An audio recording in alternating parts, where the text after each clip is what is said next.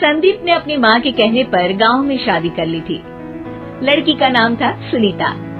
माँ का कहना था एकदम मॉडर्न बहू नहीं होनी चाहिए, लेकिन उन्हें नहीं पता था कि गांव से आने वाली बहू सुंदर सुशील तो होगी और उसको गांव से बाहर भी निकाल लाएंगे, लेकिन उसके अंदर का गांव कैसे बाहर निकलेगा। शादी के कुछ दिन बाद, माँ टिफिन तो देना जरा। बेटा अब तो स्कूल नहीं ऑफिस जाता है, माँ से नहीं अपनी बीवी से टिफिन मांगा कर।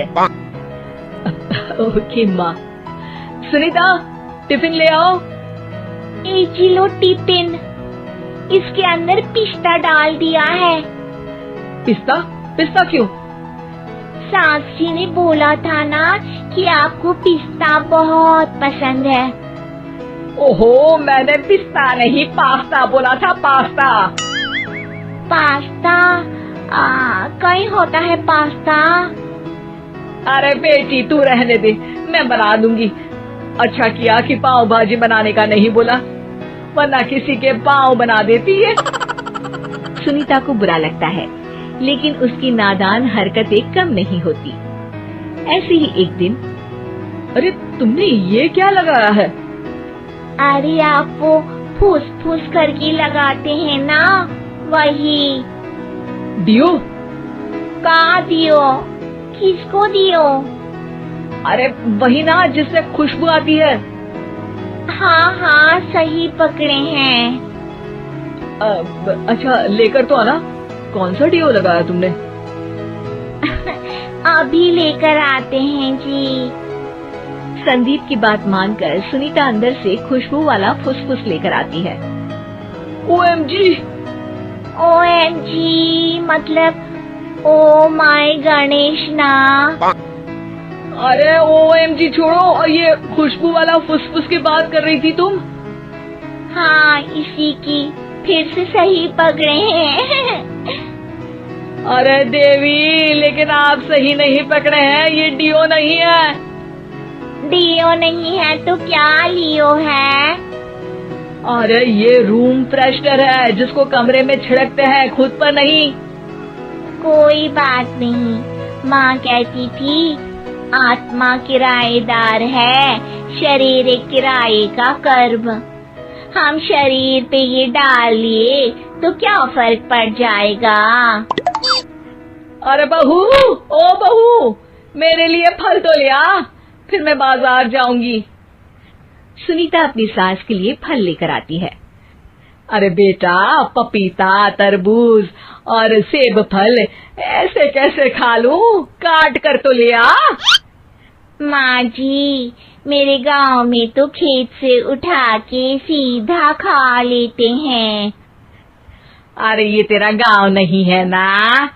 अरे संदीप, तू ही कुछ समझा देना इसको बेटा। मैं कैसे समझाऊं माँ, ये तो माइक्रोवेव को भी भट्टी बोलती है। कल मैंने बोला हाय कैसी हो, तो बोलती है किसी को हाय नहीं लगानी चाहिए। अरे सुनीता, तेरा क्या होगा? अभी तो कैसे बताऊं माँ जी, अभी हम कुछ करेंगे फिर पता चलेगा क्या होगा, लड़का या लड़की।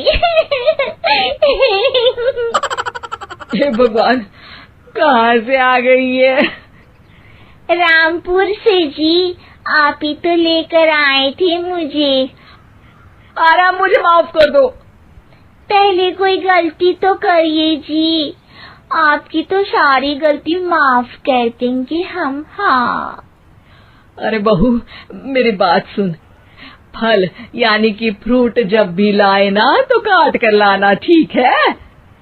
जी ठीक है माँ जी, फल यानी फ्रूट यानी काट के लाऊंगी। सुनीता रोज ही कोई ऐसी हरकत कर देती जिसकी वजह से उसे घर में 2 बातें सुननी पड़ती। एक दिन, माँ मेरे बॉस घर पर आने वाले हैं शाम को, उनका बर्थडे है, फैमिली साथ नहीं रहती उनके, तो यही पार्टी कर लेंगे। उनको अच्छा लगा तो शायद मेरा प्रमोशन भी हो जाएगा। मैं ना फ्रूट केक लाकर फ्रिज में रख दूंगी और तेरे साथ आज खाना मैं बनाऊंगी, ताकि जब साहब आए तो खाने में कोई गड़बड़ ना हो। शाम को जब सारी तैयारियां हो जाती है, संदीप के साथ बड़े साहब भी घर आते हैं।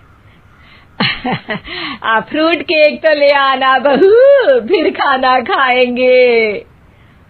अरे इस सब की क्या जरूरत थी, आपने बुलाया वही काफी है। सर, आपका परिवार शहर में नहीं है तो हम ही आपके परिवार जैसे हैं सर।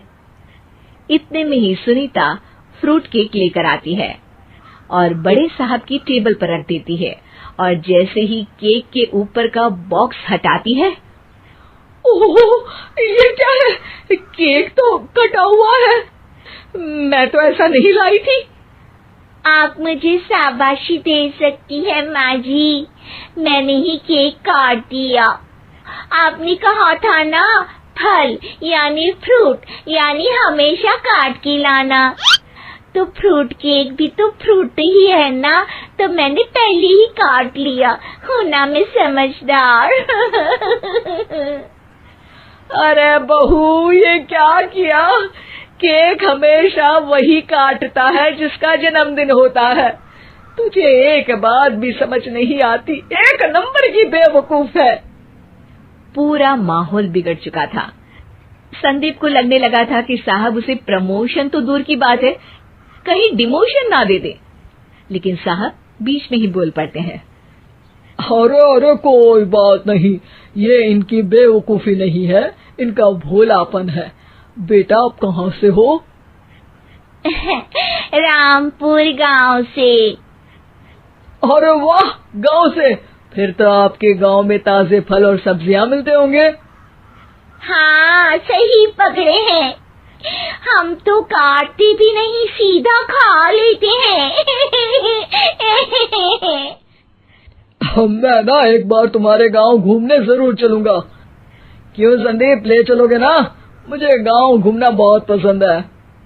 बस फिर क्या था, संदीप और सास दोनों खुश हो गए, क्योंकि साहब को सुनीता ने गांव की बात करके खुश कर दिया था। अब संदीप का प्रमोशन पक्का था। शिक्षा, कभी भी किसी भी गलती पर घबराना नहीं चाहिए। हो सकता है कि उस गलती की वजह से आगे बड़ा फायदा हो जाए।